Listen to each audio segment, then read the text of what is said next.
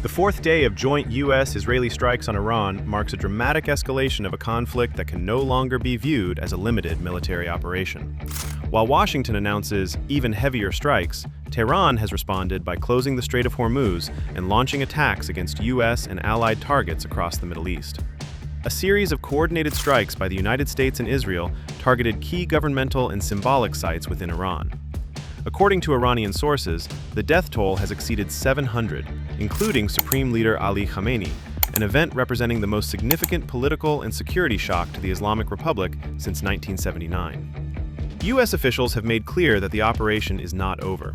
Secretary of State Marco Rubio warned that the most severe strikes are yet to come, while President Donald Trump emphasized that attacks will continue until all American objectives are achieved.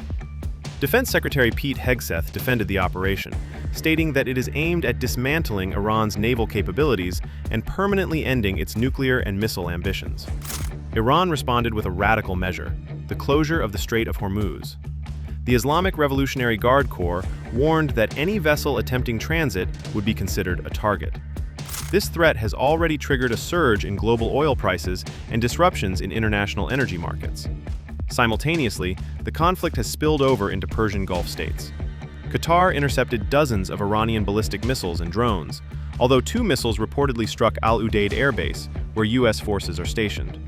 According to Qatari authorities, 1 drone hit an early warning system. Qatari fighter aircraft also shot down 2 Iranian jets approaching the country's airspace, while explosions echoed across the skies over Doha. In Kuwait, 3 U.S. fighter jets crashed, with the U.S. military stating that the aircraft were mistakenly shot down.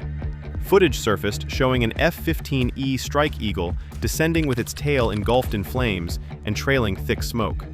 The U.S. embassy in Kuwait was temporarily closed following threats and drone attacks. Saudi Arabia intercepted multiple unmanned aerial vehicles near Riyadh, while the U.S. embassy in the kingdom also reportedly became a target. The U.S. State Department urged American citizens to immediately depart several regional countries, including Bahrain, Kuwait, Oman, Qatar, Saudi Arabia, and the United Arab Emirates. Meanwhile, Dubai partially resumed air traffic operations after several days of airport closures. In Israel, air defense systems continue to intercept missiles launched from Iran. The Israeli military announced that it has achieved air superiority over Iran's capital, and that intelligence and command centers have been struck. Prime Minister Benjamin Netanyahu defended the strikes on Iranian nuclear facilities, arguing that new underground complexes would soon become immune to attack.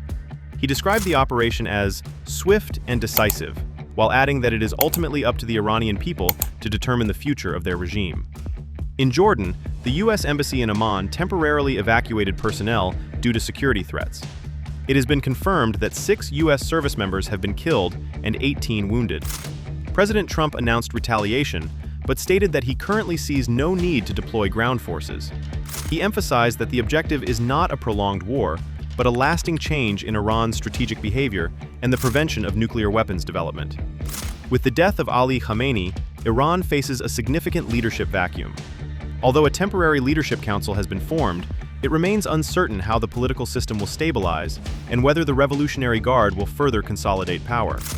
By the 4th day of fighting, it is evident that this is no longer a limited campaign, but a regional war with global economic consequences.